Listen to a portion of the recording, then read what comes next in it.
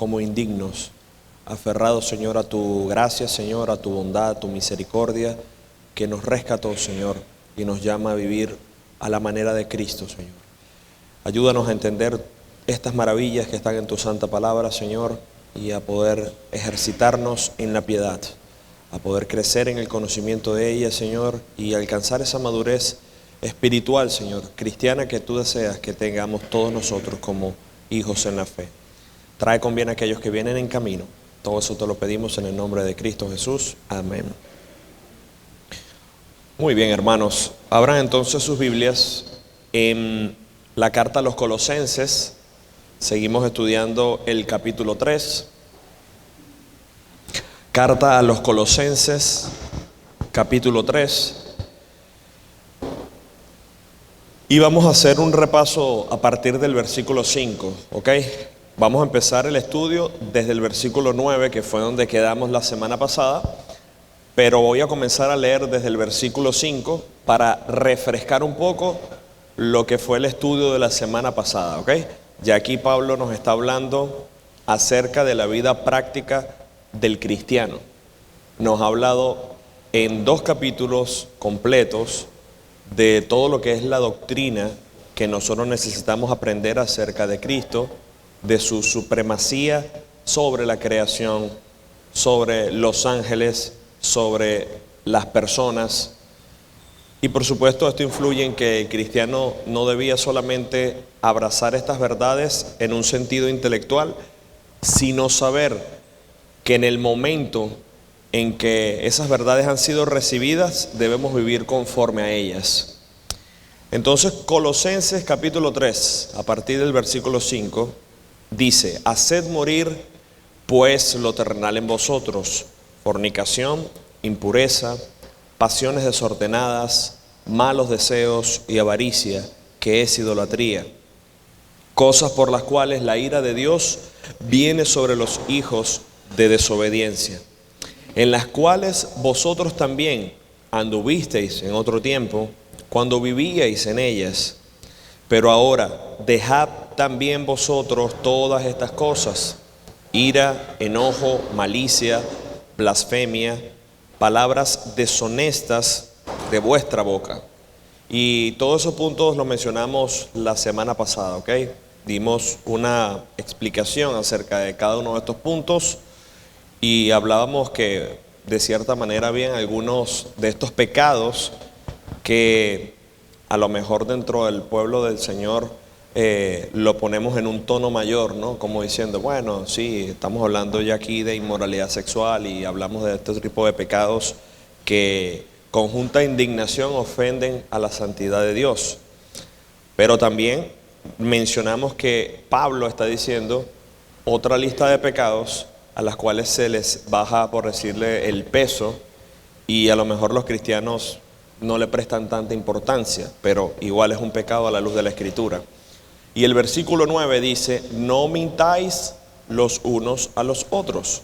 Entonces, la mentira lamentablemente parece ser algo insignificante, ¿no? Dentro del pueblo cristiano en muchas oportunidades. Es decir, no se le da el peso que tiene que tener. Pensamos que sencillamente es adulterar una verdad y ya. Pero hermanos, o sea, la advertencia que aquí nos da Pablo es para todos los cristianos, para que sepan que esas cosas que el mundo a veces llama como insignificantes o cosas que no significan mucho, nosotros tenemos que darle la importancia de vida. Por algo, la Escritura declara que Satanás es, ¿qué cosa? Padre de mentiras. De modo que el que se deleita haciendo estas cosas está haciendo lo que dictamina la Escritura acerca del maligno, ¿no? Entonces, he conocido personas cuya vida de mentira ya se ha vuelto tan común que es difícil creerles. Cuando una persona ya se ha acostumbrado tanto a vivir una vida de mentira, usted no sabe cuándo le está diciendo algo que pueda ser verdad. Y de hecho hay gente que es tan mentirosa en su vida que a veces tiene que recordar las mentiras pasadas para tratar de no equivocarse. Es terrible, pero como cristianos no debemos incurrir en ese mismo error. Y esta advertencia, hermano, no solamente la vemos aquí en Colosenses, lo vemos por muchos pasajes de la Escritura. ¿Qué dice Efesios capítulo 4, versículo 25? Dice Pablo en esta carta: por lo cual, desechando la mentira, hablad verdad cada uno con su prójimo, porque somos miembros los unos de los otros. No solamente con su hermano en la fe. A lo mejor usted dice, bueno, aquí dentro de la iglesia voy a evitar mentirle a mis hermanos, voy a evitar mentirle al pastor, pero bueno, los de la calle no me conocen. Dice aquí, hablad verdad cada uno con su prójimo, porque aún peor va a ser, hermanos, el mal testimonio que como cristianos dejemos nosotros delante de los incrédulos, ¿no? Porque usted sabe que siempre lo que ellos van a pensar es, ay, eso que este es cristiano. Y bueno, tú no eres un hijo de Dios, tú no te la tiras de una persona súper espiritual o santa.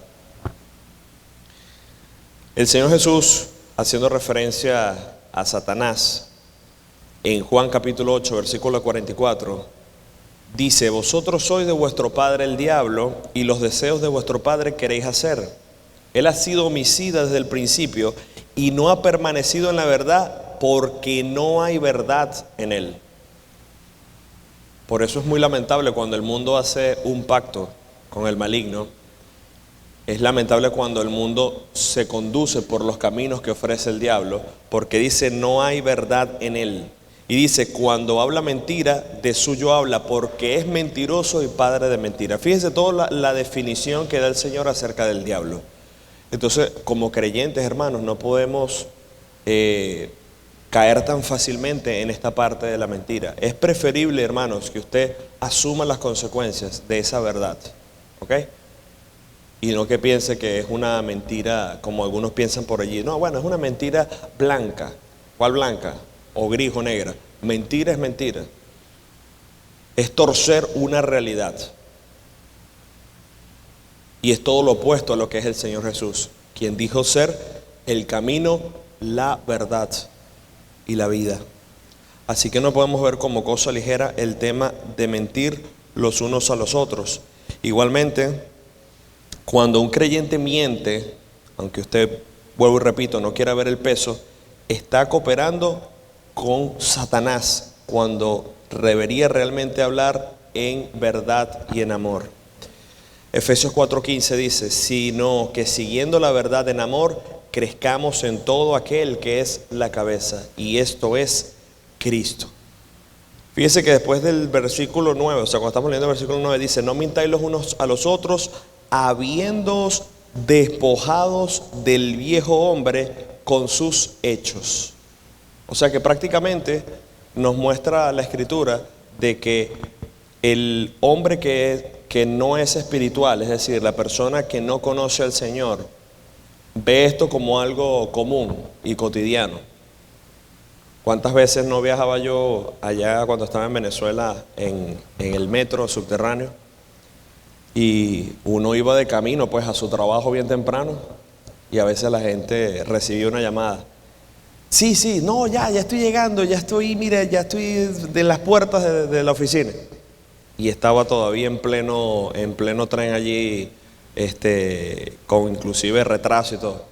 Y uno dice, qué fácil, ¿verdad? Es mentir para el incrédulo, ¿no?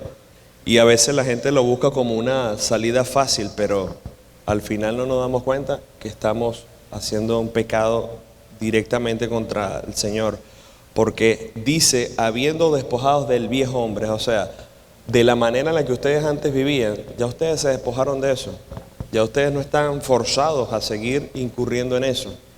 Ahora a ustedes tienen temor de Dios en su corazón. Y precisamente lo que deseamos nosotros es agradar al Señor en todo tiempo, con toda nuestra manera de vivir, con nuestros pensamientos, con nuestras intenciones del corazón.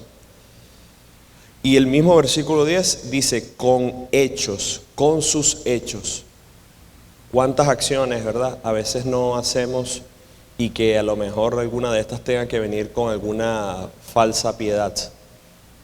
Y no debemos ser. Mira, a veces en los trabajos se manifiestan situaciones como que, bueno, mira, di esto o hazte pasar por aquello o inventa que hiciste tales cosas para una promoción. Eso no es ético, hablando laboralmente, pero tampoco es correcto bíblicamente hablando. ¿Ok? Gente que exagera las cosas mintiendo precisamente para tratar de sacar un provecho o un beneficio. Por la mentira, hermano, ¿usted sabe cuánta cantidad de desgracias han sucedido en el mundo? Por las mentiras, cuántas guerras inclusive no se han levantado. Por las mentiras, cuántas situaciones de infidelidad no se han manifestado en el mundo, o pleitos. Es terrible. Por eso el cristiano debe trabajar en esto. Y si usted, hermano, ha pecado con una mentira, debe confesar sus pecados delante del Señor. Confesarlo y trabajar en ello, en no dejarse seducir por las cosas de este mundo que lo lleven quizás a torcer una verdad. Sea sincero, como explicaba el pastor en una enseñanza, ¿verdad? No mienta, hermano, ni el pastor ni los hermanos de la iglesia. Dice, por amor de su alma. ¿Okay? Para que usted mismo se cuide y no reciba un castigo, probablemente una consecuencia por ello. El versículo 10 dice, y revestíos del nuevo. Es decir, está hablando en el versículo pasado de despojarse del viejo hombre, y ahora el versículo 10, que lo tiene ahí en su texto, dice, y revestíos del nuevo. ¿A qué se refiere nuevo? Bueno, los griegos tenían dos palabras diferentes para nuevo. Una de ellas era la palabra neos, que de allí es donde usted puede ver en la escritura, ¿verdad? Cuando decimos el Viejo Testamento y el Nuevo Testamento. De nuevo, es decir, esta palabra está haciendo referencia a una distinción en cuanto a tiempo. Por eso esta palabra, por ejemplo, se utiliza para decir neo-ortodoxo, ¿ok? O neoclasismo. Y también había una palabra llamada kainos, que se usaba en el griego, que no era en cuanto a tiempo, sino en cuanto a calidad o en cuanto a ser renovado. Entonces, en algunas veces la escritura, cuando hablamos en el Nuevo Testamento, utiliza alguna de estas palabras, neos o kainos, para hablar acerca de una realidad en la vida del creyente. Y aquí significa que en lo que estamos estudiando es que ambas palabras se aplican para la vida del creyente. ¿Por qué? Porque el cristiano, hermanos, ha sido salvado de una vez y para siempre. ¿Ok? Usted no es parcialmente hijo de Dios. Usted es un hijo de Dios. Usted no es medio salvo. Usted ha sido salvo. Eso es algo que sucedió una vez y para siempre, en el tiempo en el que nosotros nos encontramos. Sin embargo, consecuentemente a esta realidad, nosotros también como cristianos estamos trabajando y siendo renovados en esa vida cristiana que tenemos. ¿En qué sentido? Fíjese que no es la primera vez que en la Escritura leemos textos donde Pablo, por ejemplo, insta a renovados, a llenarnos del Espíritu Santo. ¿Por qué? Porque somos muchas veces cristianos, pero no estamos abrazando todas las verdades bíblicas que tenemos. Y como es de costumbre, ¿no? Cuando de repente nosotros siempre pensamos, oye, la vida cristiana que no es fácil, que hay tantas batallas que luchar, que cómo conducirse en este mundo tan hostil y lleno de pecado y de maldad. Y siempre tenemos que analizar y autoexaminarnos a nosotros mismos. Decir, ok, ¿cuánto de Cristo está en nosotros? ¿Ok? O sea, ¿cuánto de nuestra vida nosotros estamos realmente invirtiendo en, como decía Pablo, ¿verdad?, para llegar a la estatura del varón perfecto? Estamos nutriéndonos nosotros de la palabra del Señor, estamos estudiando las Escrituras, estamos orando al Señor como es debido, porque si Jesús oraba, ¿cuánto no más nosotros? ¿Estamos nosotros buscando la comunión entre los hermanos? Ayer las damas se reunieron en ese grupo bonito que veo que está creciendo. Hay de todas las edades allí, eso es una bendición. Y eso es bueno, que se sigan animando las unas a las otras. Y nosotros también, porque eso fortalece, hermanos, la iglesia. Eso fortalece esa amistad, esa coinonía que ustedes tienen en el Señor. Y así usted empieza a ver a su hermana en la fe con un lazo más fuerte aún que su misma familia de sangre, porque a lo mejor puede tener familia que no es del Señor todavía. Y no porque usted no tenga compasión por ellos y no desee la salvación de ellos, pero usted sabe que no puede relacionarse con todo lo que ellos hacen, porque no conocen al Señor, no hay temor de Dios en sus corazones, y usted sí lo tiene. De esa manera, hermanos, hay un cambio inmediato en la salvación del hombre. Y también está viendo un cambio en cuanto a la calidad como cristiano, mientras cada día buscamos ser más como Cristo. Cuando aquí habla la Escritura de revestidos del nuevo hombre, está haciendo referencia a ¿quién? Evidentemente la persona de Cristo. Por algo Pablo decía, para mí el vivir es Cristo. No decía era el mismo. Él decía, para mí el vivir es Cristo. ¿Por qué Pablo expresaba esto? Porque Pablo prácticamente estaba diciendo, no se fijen en el Pablo, en este hombre humano terrenal. Las cualidades que este hombre tenga o que ustedes vean, es la obra que el Señor está haciendo cada día en mi vida.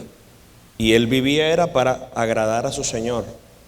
Y quería ser un imitador de Cristo. Allá en primera carta a los Corintios, capítulo 11, versículo 1, Pablo declara, sed imitadores de mí, así como yo lo soy de Cristo. No por jactancia, no por vanagloria, no porque Pablo decía, no, yo soy el supercristiano, sino porque él en verdad estaba viviendo una vida conforme al corazón de Dios. Estaba viviendo lo que realmente significa ser un discípulo de Cristo.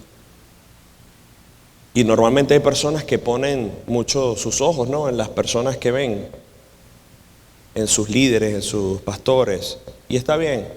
Es bastante importante que los cristianos, los líderes dentro de las congregaciones, los pastores, los maestros, vivan al estándar de lo que dice la Escritura, porque hay gente que los está observando. Pero más allá de que usted sea el foco o el centro de atención, es que usted refleje el carácter de Cristo. Que ellos puedan decir, yo quiero ser como este hermano porque yo veo que él ama a Dios con su vida. Veo que el evangelio es algo real, no es una fe superficial. Y dice el versículo 10, y revestidos del nuevo, el cual conforme a la imagen del que lo creó, dice, se va renovando hasta el conocimiento pleno. Escuche, se va renovando hasta el conocimiento pleno. ¿Cómo se lleva a cabo, hermanos, esta transformación? Es decir, esta madurez espiritual, este crecimiento.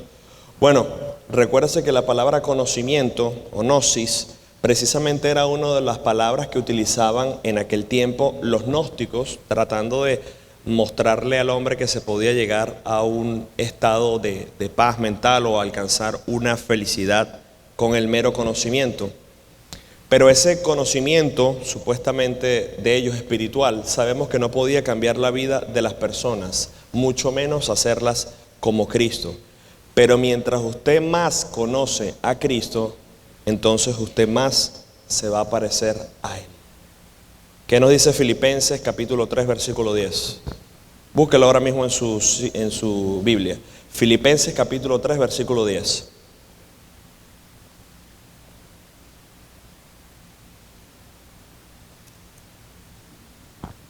Dice, a fin de conocerle, por supuesto, habla de Cristo, y el poder de su resurrección, y la participación de sus padecimientos, llegando a ser semejante a Él en su muerte.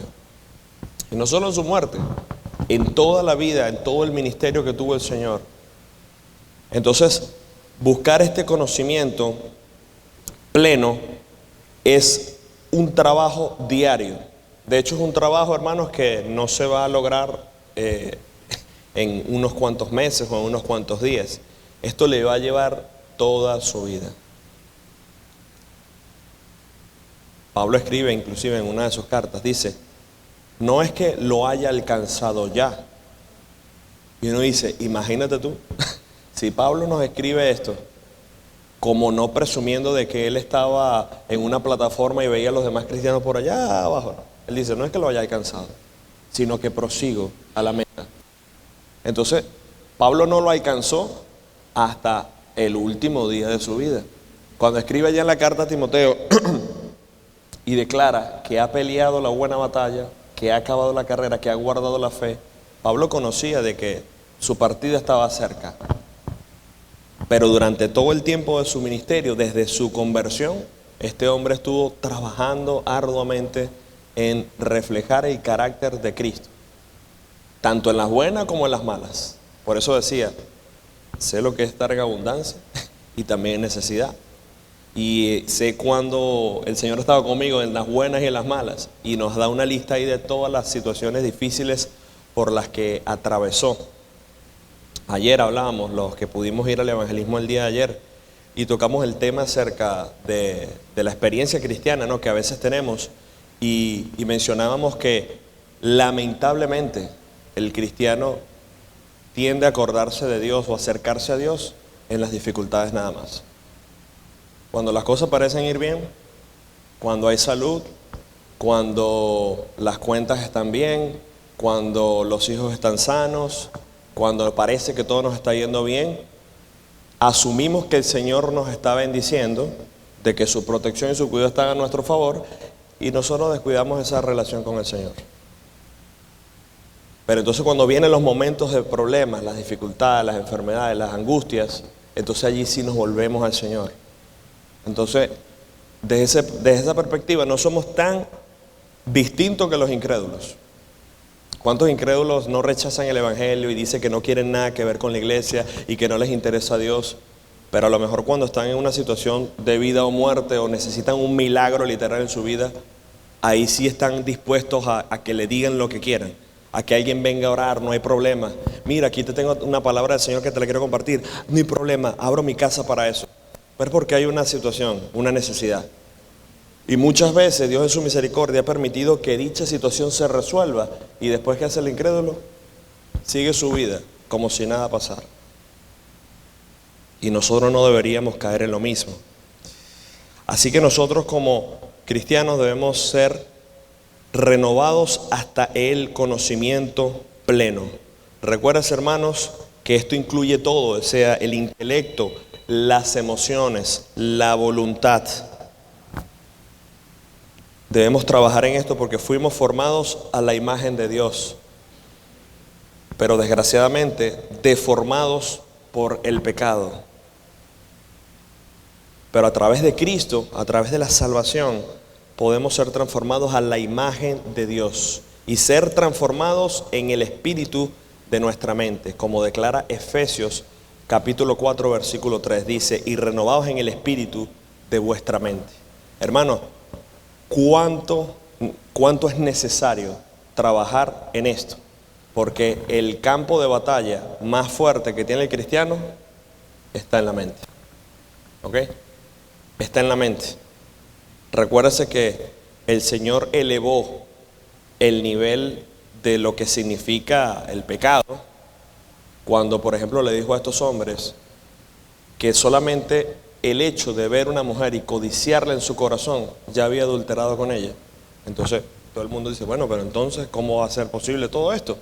Bueno, porque la vida cristiana, como plantea la Escritura, es una batalla acérrima donde el cristiano debe crucificar la carne con sus pasiones y deseos y llevar todo pensamiento cautivo a la cruz de Cristo. Cuando viene un pensamiento indebido, incorrecto, pecaminoso a su mente y a su corazón, usted no debe seguir nutriéndolo, todo lo contrario.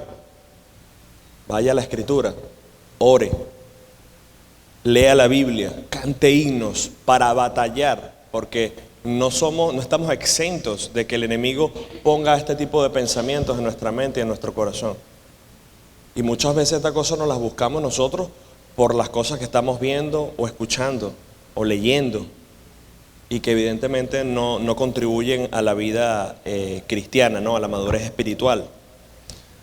Y el versículo 11 dice y declara, donde no hay griego ni judío, ni circuncisión ni incircuncisión, bárbaro ni escita, siervo ni libre, sino que Cristo es el todo en todos. Qué gran diferencia y qué gran paradigma, ¿no? El Señor ha roto con la salvación que ha proporcionado al mundo. Aún nosotros en nuestras culturas vemos las separaciones, los clasismos, ¿no? Las distinciones. Vemos inclusive hasta la xenofobia entre países, porque consideran a unos inferiores a los demás, o porque esta persona es de esta tal clase, y siempre hay ese tipo de divisiones, ¿sí o no? Sigue existiendo. Sin embargo, la Escritura declara de que estando en Cristo, esas diferencias fueron abolidas, destruidas. Por eso, sin importar el grado de su hermano, su preparación, su formación, su clase, su inteligencia, todo lo que usted pueda ver, usted debe tratarlo a él tal cual como su hermano en la fe y viéndolo superior que a usted mismo. Mire la diferencia. El mundo le manda a ser mejor que los demás, a brillar, a superar a los demás, a que no se quede estancado porque usted tiene que marcar la diferencia. Pero la Escritura le muestra todo lo opuesto. Mientras más Dios le esté usando, debe ser más humilde. Mientras más te vean, busca más del Señor. Y trata a los demás como el Señor debería tratarles, con paciencia, con bondad, con compasión. Así que cuando el texto dice aquí que donde no hay judíos, ni griegos, ni circuncisión, está hablando de que desaparecen las diferencias culturales en lo tocante a la fe cristiana. ¿Por qué? Porque bueno, por lo menos los griegos, los romanos, consideraban como bárbaros a todos los demás pueblos que no pertenecían a esa cultura y que no tenían ese mismo lenguaje, por especialmente su menor conocimiento intelectual, por también su refinamiento y por otras cosas. Y cuando el texto aquí habla acerca de bárbaro, ni escita habla de una categoría aún inferior. Era como tratar a la gente como salvajes, como personas que estaban desconectados de una sociedad, ¿ok? Que vivían alejados de por sí de lo que era el común de la sociedad, ¿no? De la población. Y esas diferencias y divisiones habían desaparecido en Cristo, porque Él es el todo y en todos. La obra redentora que hizo nuestro Señor Jesucristo, hermanos, es la creación de una nueva humanidad en Jesucristo. Aquí nosotros mismos estamos, somos personas de diferentes países. Sí, tenemos un mismo idioma, pero tenemos diferentes culturas, diferentes acentos, diferentes palabras usamos. Pero ¿qué hacemos? Venimos aquí y tenemos un mismo sentir, una comunión, tenemos una coinonía. ¿Por qué? Porque estamos todos en Cristo. Allí no hay diferencia, ¿ok? No hay segmentación, no debe haber, es la realidad, no debe haber, porque si a lo mejor hay congregaciones que muestran este tipo de señales, no están haciendo las cosas correctamente. Por eso allá Santiago le reclama, ¿no?, a aquellos que cuando entraban a la iglesia, aquellos que tenían riquezas, entonces los ponían allí delante de la congregación, ¿no? Los ponían en puestos privilegiados, ¿no? No está reservado para la clase alta de la iglesia. Pero aquel que no tenía ni para comer, por allá está al final la banca de los más vulnerables, ¿no?, en la vida. Y eso desgraciadamente sucede a veces en las iglesias. Recuerdo ver una vez en un video una de estas iglesias, ¿no?, de la prosperidad. Y está una mujer predicando, ¿no?, y diciéndole a la gente acerca de cómo Dios los iba a bendecir si ellos daban una ofrenda generosa, etc. Entonces la mujer empezó a pedir por cantidad de dinero. Entonces, ¿cuántos van a dar $1,000? ¿Ah? Ok, pónganse por acá, por favor. No, ahora me paso que viene lo de mí. De repente parece que en toda esa algarabía entró alguien y parece que traía, creo que era $20. Dijo, 20, no, chico, vete para allá atrás. Y eso fue en pleno mensaje, ¿no?, en plena grabación. Entonces ahí usted se da cuenta, ¿no?, es insignificante esto que tú estás trayendo. vete allá al final a hacer la cola porque tú todavía no estás digno para estar aquí. Entonces, esas cosas, sin darse cuenta, están presentes a veces, tanto en falsas iglesias como pueden también estar dentro de las mismas iglesias de sana doctrina. Así que todos, hermanos, deben ser tratados por igual, pues todos estamos en Cristo y fuimos bautizados en el Espíritu de la misma manera. No se trata ya, hermanos, de un nuevo Israel, sino de un nuevo hombre. Todos somos ahora parte del cuerpo de Cristo, como miembros, cada uno de nosotros. Y por eso somos importantes. Entonces es interesante cómo esto se muestra, ¿no? Ni siervo ni libre, sino que Cristo es el todo y en todos. No se equivoca el autor a los Hebreos cuando dijo, puesto los ojos en Jesús. Puesto los ojos en Jesús, el autor y consumador de la fe. Si todos tuviésemos siempre ese enfoque, créanme que no hubiesen tantas complicaciones en nuestra vida cristiana ni en nuestra comunidad. A veces tenemos diferencias por cosas superfluas y a veces inmaduras, hablando en la fe. Y precisamente es por eso, porque no estamos enfocados en quién es el Señor. ¿Cuánta gente a veces se ha ido de una iglesia diciendo, no, es que yo fui para allá y la gente no me dio un saludo? Y es verdad, o sea, los cristianos deberían ser bastante amigables en ese sentido, ¿no? Y en especial cuando una persona no creyente viene a la iglesia. Pero huir de una iglesia por este tipo de cosas, eso no es maduro de un cristiano. Cosa que usted me diga que usted estaba yendo a una iglesia, ¿verdad? Que esa iglesia claramente ha apostatado de la fe, cuyos maestros están enseñando herejías, eso es otra cosa. Pero de que no le saludaron, o de que una hermana le hizo un mal gesto, o que una hermana vino vestida de tal cosa y eso a usted le parece que no es correcto, son cosas que no deberían pasar, ¿no? Debe estar enfocado en el Señor, en Cristo. Y dice versículo 12, vestidos pues como escogidos de Dios, santos y amados, de entrañable misericordia, de benignidad, de humildad, de mansedumbre, de paciencia. Todos leemos estos puntos y decimos, Señor, ¿cuánto nos falta? ¿Cuánto nos falta? Quizás más de un aspecto que otro, pero todos tenemos que trabajar en esto. Dice, vestidos como escogidos de Dios. Y la Escritura, hermanos, nos muestra que esto es un calificativo que utiliza normalmente el apóstol Pablo para hacer referencia a los cristianos, ¿no? A los hijos de Dios. Mandó a despojarse en los versículos anteriores del viejo hombre, pero ahora nos manda a vestirnos conforme al que dice que alcanzó ser como Cristo, es decir, al que fue salvo. Entonces, por ejemplo, si usted se va a Lucas 18:7, usted va a ver que el término escogidos se utiliza para referirse a los hijos de Dios o a los cristianos. Lucas 18:7 dice, ¿y acaso Dios no hará justicia a sus escogidos, que claman a Él de día y noche? ¿Se tardará en responderles? Pero no solamente ese pasaje.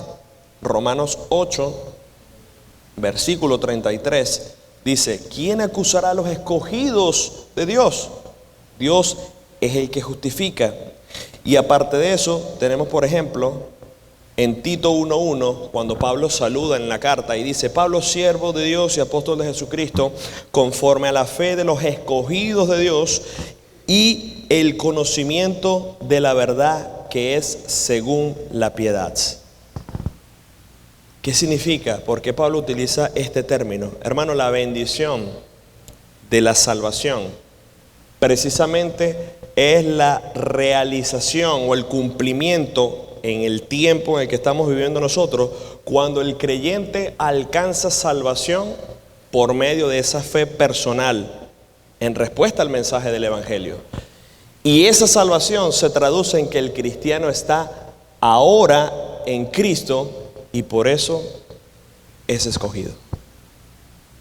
Es como que usted, por ejemplo, dijera, todo aquel que se integre en el Army formará parte del ejército de Estados Unidos. Ejército de Estados Unidos, ponga allí escogidos. ¿Quiénes son? Los que están allí, los que están integrados. Entonces, eso es lo que se refiere a escogencia, a los que forman parte, son los que están en Cristo. Y nosotros como hijos de Dios, los que ya hemos sido salvos, porque nos hemos arrepentido de nuestros pecados, porque ejercimos una fe personal por nuestro Señor, estamos en Él y por eso estamos allí. Todo equipo, ¿verdad?, tiene a personas escogidas, integradas, con un fin. Lamentablemente, hermanos, no todos van a escoger estar en Cristo. Esa es la realidad. La salvación, aunque fue proporcionada para todos, solamente va a ser efectiva para los que creen. La sangre de Cristo derramada es suficiente para salvar a todos los hombres. Sin embargo, no todos van a creer. No todos los van a recibir. No todos van a estar de acuerdo con esa verdad. En el evangelismo a veces estamos entregando tratados, de verdad les soy sincero, la gran mayoría lo recibe, a pesar de que alguno quizás después deja el tratado en el shopping cart, o que de repente a lo mejor lo tire más adelante, pero la mayoría lo recibe. Pero hay unos que cuando ven eso dicen, no me interesa esto, o no, yo no soy cristiano. Ayer un muchacho me dijo eso y yo le dije, no hay problema, la salvación es para todos. No estoy interesado. Ok, no hay problema. Está bien. Dios tenga misericordia de todos los que dicen que no ahora, y Dios le dé vida para el arrepentimiento. Pero esa es la realidad. ¿Pudieron tener la oportunidad de estar en Cristo y ser escogidos de Dios? Sí. Pero no todos quisieron pagar el precio. No todos quisieron tomar su cruz y seguir a Cristo. Y dice, santos y amados y de entrañable misericordia. Me llama la atención, hermano, porque Pablo, aunque está hablándole a creyentes, a cristianos, como usted y yo, que estaban en una iglesia y que lidiaban con estas dificultades en la iglesia, Pablo dice, vístanse también como santos. Y yo sé que cuando escuchamos la palabra santo, normalmente en el mundo que no conoce la verdad de las Escrituras, tiene a los santos como ¿quién? Como una persona, ¿verdad?, que vivió en esta vida y que se destacó con una manera muy gentil y muy pacífica y muy amable y muy bondadosa con los demás. Y así es como hacen escogencia, ¿no?, de hombres y mujeres que vivieron y los elevaron a una posición de santo porque precisamente vivieron una vida impecable, según ellos. Pero Pablo habla de que el cristiano es un hijo de Dios y es llamado santo porque precisamente ha sido llamado ¿a qué cosa? A estar apartado, a estar consagrado para Dios, a vivir una vida para el Señor. Así como los levitas, hermanos, tenían que estar dedicados a todo lo que era el oficio dentro del tabernáculo, todo lo que tenía que ver con el mobiliario, con la transportación de ese tabernáculo, con la administración, con los sacrificios. Ellos estaban apartados ¿para qué cosa? Para el trabajo de la adoración del pueblo de Dios. Bueno, así mismo usted y yo como cristianos, aunque no significa que usted no va a hacer más nada en la vida, usted va a seguir viviendo su vida cristiana, trabajando, estudiando, llevando a cabo sus responsabilidades, pero usted sabe que tiene que vivir a la altura de la responsabilidad y el compromiso que tiene con el Señor. De cómo de vivir como Cristo vivió en esta vida, de reflejar el carácter del Señor, no siendo solamente creyentes de renombre, ¿ok?, de domingo, o porque asistamos a una iglesia nada más. No es eso lo que nos hace cristianos. Entonces dice, amados, dice, de entrañable misericordia, de benignidad. Benignidad es un término hebreo que comunica todo lo que es bueno, todo lo que es beneficioso, todo lo que es favorable y correcto. No solamente, hermanos, con los hermanos en la fe, porque es verdad que a veces nosotros mismos, entre hermanos en la fe, somos muy generosos. Pero cuando hablamos de un incrédulo o nuestro prójimo, no. Es con todos. Y de hecho, hacerlo con tu enemigo tiene aún más mérito, porque yo sé que no es fácil, pero así nos insta la Escritura. A veces hay personas en la calle pidiendo dinero.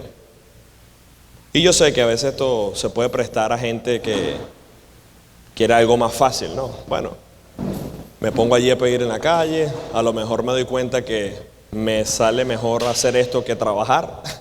Pero hay gente que en verdad está necesitada. Hay gente que usted en verdad ve que está en una silla de ruedas, ya con una edad quizás difícil para poder trabajar, valerse por sí mismo. Y de verdad que a veces la compasión de uno mueve a que uno ayude a estas personas. Y ese mismo sentir debería ser en los cristianos, de si tenemos la posibilidad, tender la mano, porque esas cosas aún el Señor las ve. Hablar de benignidad es precisamente hacer lo que es beneficioso para la otra persona. Es lo mismo que hizo el Señor cuando precisamente nos dejó esas bendiciones en la creación, como cuando en Génesis 2:9 dice la Escritura que Jehová Dios hizo nacer de la tierra todo árbol delicioso a la vista y bueno para comer. Y también cuando la Escritura dice que todo lo que había hecho Dios era bueno y bueno en gran manera. Todo, hermano, lo que usted hoy conoce como calamidad, como desastres naturales, como enfermedades, como estos animales que son venenosos o que causan enfermedades, todo esto fue trastorno por el pecado. Porque precisamente cuando Dios hizo su creación, puso que todo era bueno en gran manera. Así que el cristiano debe estar lleno de misericordia, de benignidad, de humildad. Debemos trabajar en la humildad, hermanos. A veces no es fácil, pero tiene que trabajar en la humildad, en tratar de vivir en el nivel a donde el Señor le ha puesto. Los discípulos pensaban, ¿no? Entre ellos, bueno, somos 12 discípulos, pero alguno tiene que ser el líder, alguno de nosotros tiene que sobresalir. Y de hecho, se acerca a Jesús una madre pidiéndole como petición que sus 2 hijos fueran los que estuviesen sentados a su trono, uno a la derecha y uno a la izquierda. ¿Por qué razón? Bueno, porque yo pienso que ahí mis hijos deberían brillar, no deberían destacarse entre todos ellos. Pero el Señor le da una lección de vida a todos cuando lo más, vamos a decir, lo más bajo que se hacía en una casa, como lavar los pies a los que estaban entrando, el Señor lo hizo. Y lo hizo precisamente para mostrarles a ellos de que el que quiera ser mayor que sus hermanos, tiene que humillarse más. Y por eso no es poca coincidencia que normalmente, hermanos, normalmente los grandes hombres de Dios en el pasado y actualmente, que el Señor de alguna manera los ha utilizado de una manera especial, donde quizás se ha producido inclusive un avivamiento en ese lugar donde ellos han estado, o donde las personas en verdad quedan impactadas con el mensaje de la palabra, eran personas bien humildes, bien sencillas. A veces uno va a estos lugares, estas conferencias y todo, y después cuando uno viene y habla y trata directamente con estos predicadores, estos hermanos, usted se da cuenta del carácter. Y gloria a Dios cuando ellos entienden que Cristo es todo, que ellos son solamente un instrumento en las manos de Dios, que no han dejado que el orgullo, que la arrogancia, que la prepotencia caiga en sus corazones. Porque con la altivez precisamente viene la caída. Debemos ser humildes. Dice de mansedumbre y dice de paciencia. ¿Cuánto nos toca a nosotros trabajar en la paciencia, hermanos? Todos nosotros. Y en especial cuando tenemos que lidiar con personas que están dispuestas a llevar la contraria en todo tiempo. Si usted ha trabajado en algún momento, en algún lugar de trabajo, y usted es el jefe, usted sabe de lo que estamos hablando. Porque cuando usted es un trabajador, el cual quizás usted individualmente da sus resultados, usted es el que tiene que dar las evidencias de su trabajo y no tiene en sí que depender de mucho para que todo salga bien, ok, no hay tanto problema. Pero cuando usted es un jefe, cuando usted es un supervisor, cuando usted es un manager y tiene gente a su responsabilidad y su trabajo depende de cómo otros hagan el trabajo, la paciencia. Bastante hay que trabajar en la paciencia. Yo a veces he hecho broma con el pastor porque hay una canción por ahí secular que dice: ay, Dios mío, ayúdame a controlar mi lengua. Y le echo broma porque es difícil a veces cuando uno trata con personas y la gente lo toma muy superficial o no le da la importancia que debe darle, y uno tiene que terminar haciendo el trabajo como es, porque si no le repercute a uno. Y uno dice, ¿cómo? Pero de alguna forma, hermanos, el Señor nos muestra a que esto nos ayuda a que nuestro carácter sea moldeado y no explotemos en un destello de ira, de enojo, de rabia. Eso se trabaja también, hermanos. Soportándonos unos a otros. No es la primera vez que la Escritura habla acerca de soportarnos unos a otros. Que yo todavía digo, debería ser más fácil con los hermanos en la fe. Yo no entiendo por qué dentro de las iglesias a veces hay esas rencillas y que no, fulana de tal no le habla a fulana porque pasó una discusión entre ellas. ¿Y dónde está el perdón entonces? ¿Dónde está la reconciliación? ¿Dónde está el ponernos a cuentas, aclarar las cosas? ¿No somos acaso todos cristianos? ¿Nosotros somos todos hijos de Dios? ¿Eres tú más que el Señor para no poder perdonar la falta de tu hermano? Son cosas en las que podemos reflexionar. Romanos 15, versículo 1, dice: así que los que somos fuertes debemos soportar las flaquezas de los débiles y no agradarnos a nosotros mismos. En pocas palabras, es como si Pablo dijera: hermanos, ustedes que son creyentes, que son maduros espiritualmente en el Señor, soporten las flaquezas de los débiles. Porque hay gente que está llegando a la iglesia, que está empezando en la fe, vamos a decir en un sentido técnico, está como un bebé en la iglesia, y entonces el cristiano, que debería ya ser un hombre de Dios o una mujer de Dios maduro en la fe, se molesta por detalles que pasan cuando se está empezando en la iglesia.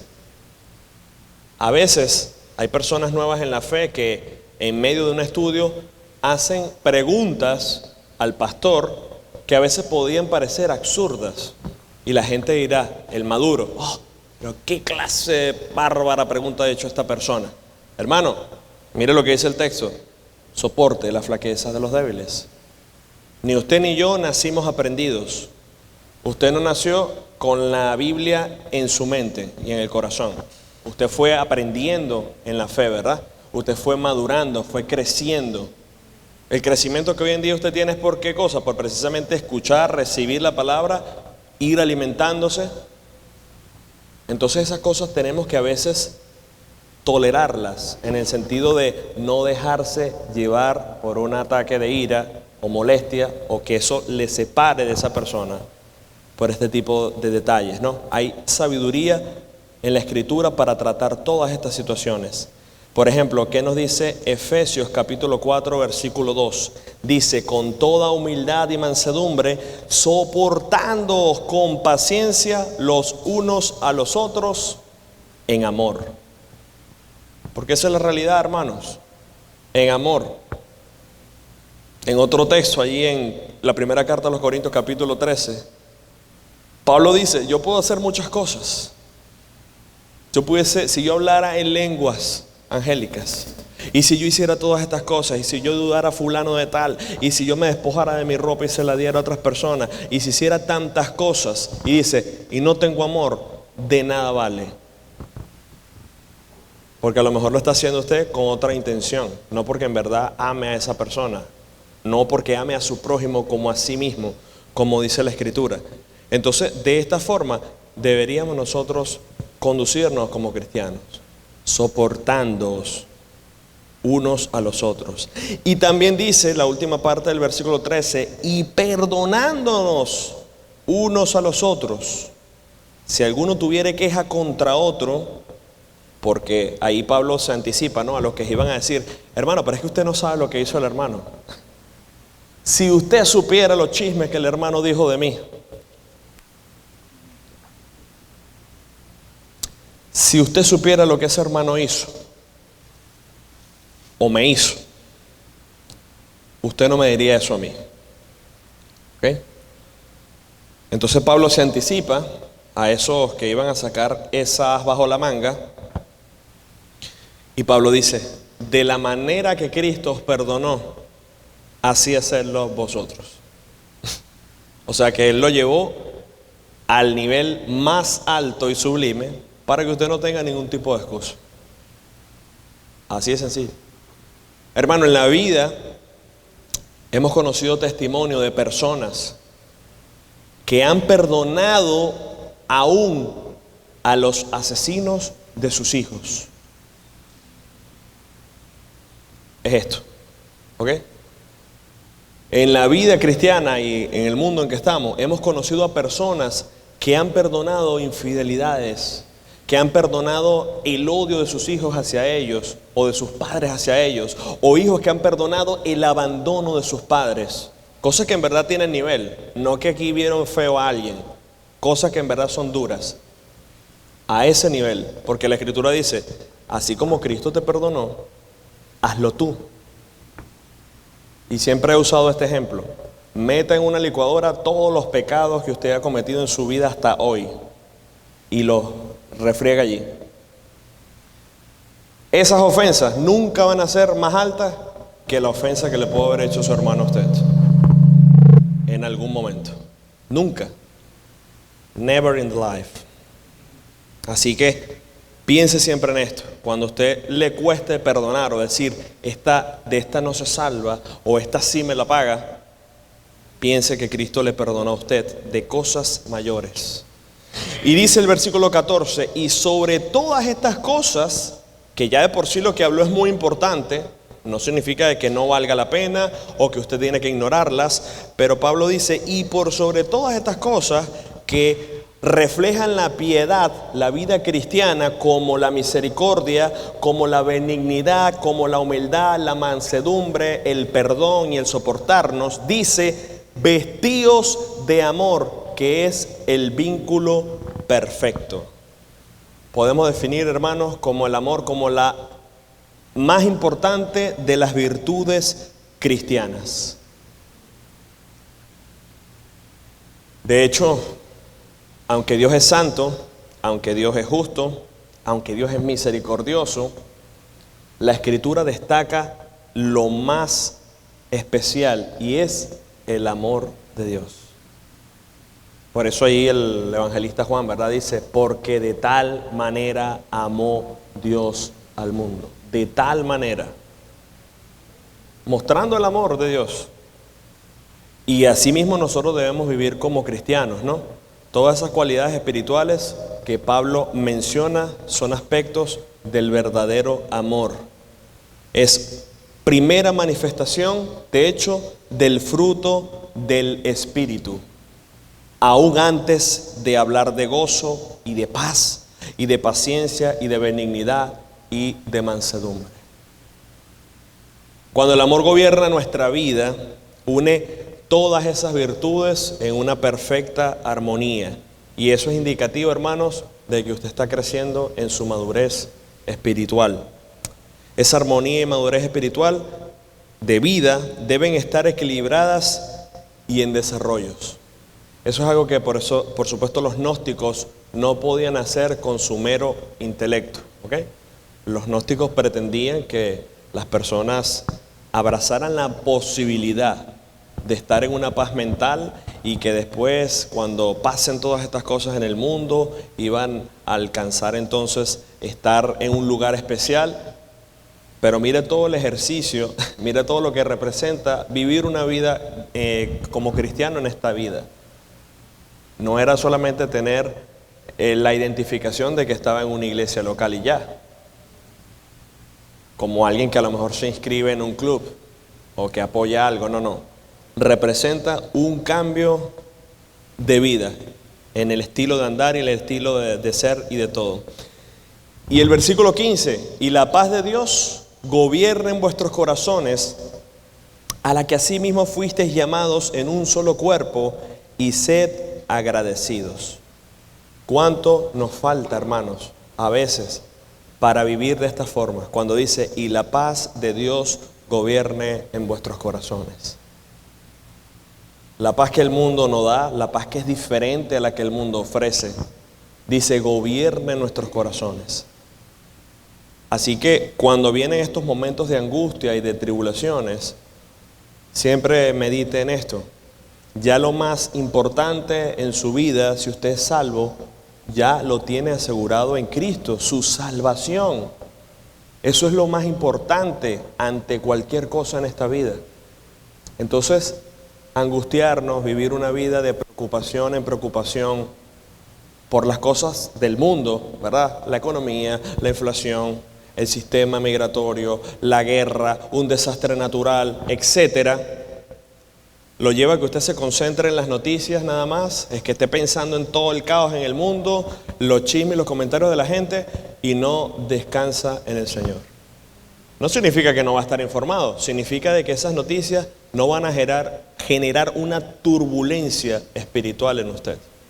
Y créame, hay momentos en donde usted puede estar pasando en verdad en un momento de gran angustia, pero Dios utiliza esa enseñanza, esa predicación, o a un hermano que le dice, hermano, mire, el Señor me mostró esto en su palabra y yo quiero compartirlo con usted, y resulta que eso era la palabra que usted necesitaba, que estaba de hecho en la Biblia. Lo que pasa es que a lo mejor no estamos leyendo o estudiando la Escritura como debe ser, y el Señor tiene que utilizar a un hermano para que nos recuerde que debemos tener paz en nuestro corazón.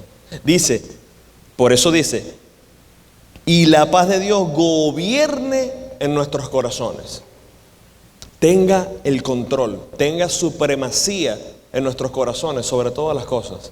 Porque somos muy fáciles, hermanos, para despistarnos, para caer en lo que el mundo cae, ¿no? En esa tristeza, en esa depresión, en esa angustia. Aférrese a Cristo cada día y Él gobernará sus corazones con esa paz que sobrepasa todo entendimiento. Versículo 16, para ya ir terminando. La palabra de Cristo more en abundancia en vosotros. La clave de todo esto, hermano, el secreto de todo esto en la vida piadosa es la palabra del Señor en nosotros. Y fíjese que dice, more en abundancia. Mire, hay gente que tiene el cristianismo 20 años y no ha leído la Biblia completa ni siquiera una sola vez. Por ejemplo, hay gente que puede tener 20 años en el cristianismo y ni siquiera se sabe los libros de la Biblia. No puede citar ni siquiera un salmo completo de memoria. No es lo que dice el texto aquí. Aquí dice todo lo contrario. More en abundancia en vosotros. ¿Y cómo va a pasar eso, hermanos? Usted tiene que dedicar tiempo a esto. Tiene que apartar tiempo diario, si no tiene ninguna complicación, para llenarse de la palabra del Señor. Busque, como les he dicho en otras oportunidades, bombardearse del conocimiento de Dios. ¿A qué me refiero? Bueno, tiene su Biblia, la puede leer, la puede estudiar, pero cuando no puede leer literalmente la Biblia, puede tener otras formas de llenarse de la palabra del Señor. Por ejemplo, ahora inclusive tenemos la Biblia en audio. Usted puede estar manejando su carro y puede estar escuchando la lectura de la Biblia, o inclusive la Biblia en audio dramatizada, que a mí me fascina porque es escuchar la Biblia y cada persona es un personaje, cada voz es un personaje y hay efectos. Entonces tú como que te metes en la historia de una manera especial. O de repente estás en tu trabajo y estás escuchando himnos, cánticos espirituales que te recuerdan las verdades de Dios que están en su palabra. O usted está entonces trabajando y a lo mejor no puede escuchar nada, pero en su mente está meditando en lo que leyó. Por eso dice, la palabra de Cristo more en abundancia en vosotros. En abundancia. Y dice, enseñándoos y exhortándoos unos a otros en toda sabiduría, cantando con gracia en vuestros corazones al Señor con salmos e himnos y cánticos espirituales. Sea objetivo. Cuando estudie la Biblia, si hay algo que no comprende, pregúntele a su pastor o pregúntele a un líder de la iglesia que le pueda enseñar ese pasaje. No se ponga a decir, no, no me gustó ese pasaje, lo voy a evadir, voy a marcar nada más lo que me gustan. No, porque dice que la palabra del Señor mora en abundancia, pero tiene un objetivo: enseñarnos y exhortarnos. Y exhortación precisamente tiene que ver con corrección, con hacernos entender que hay cosas quizás que estamos haciendo que no son correctas, o que hemos aprendido que no son correctas y hay que corregirlas, y enseñándonos. Y la parte que leímos final de este versículo dice: cantando con gracia en vuestros corazones al Señor, con salmos e himnos y cánticos espirituales. Por eso yo digo, si está en la iglesia y en la iglesia no tiene deseo de cantar, a mí no me venga con ese cuento de que usted se la pasa cantando en su casa cánticos e himnos y salmos al Señor. Porque más bien aquí debería ser más fácil. Y no es porque aquí es un casting, no es porque aquí estamos viendo que esta hermana tiene una voz de soprano. No, no. Cante al Señor porque usted está leyendo ese himnario y ve lo que hay allí, palabra de Dios cantada, y usted abre su corazón al Señor y dice: Señor, recibe este cántico como olor fragante a ti. Quizás la voz no sea la mejor, pero no estamos aquí para eso, estamos haciéndolo para el Señor, no para los hombres. Y termino: y todo lo que hacéis, escuche bien, sea de palabra o de hecho, hacedlo todo en el nombre del Señor Jesús, dando gracias a Dios Padre por medio de Él. Mira, hermano, grandes dificultades laborales he tenido. ¿Por qué? Porque precisamente se abusan porque uno es cristiano. Y porque uno siempre cede y uno siempre hace las cosas aunque los otros no las hacen.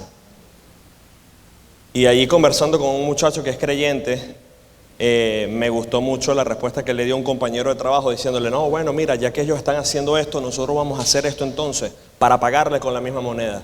Y ese muchacho le decía: yo no puedo hacer eso, yo no soy como ellos. Y yo dije: así debería vivir el cristiano, con ese pensamiento: yo no soy como ellos. Por eso, ni hablo como ellos, ni actúo como ellos, ni obro como ellos. Hago todo como si fuera para el Señor. Y créame, hermano, el Señor ve todo eso. El Señor observa lo que cada uno de nosotros hace en lo secreto, en lo íntimo. Sabe si somos íntegros. Y que todo esto, por supuesto, lo hacemos para que nuestro crecimiento en el Señor sea de edificación. Amén. Padre, gracias te damos por este tiempo de escuela dominical. Bendice, Señor, el servicio que vamos a tener a continuación y también el tiempo del mensaje, Señor. Trae con bien a aquellos que vienen en camino. Todo eso te lo pedimos en el nombre de Cristo Jesús. Amén.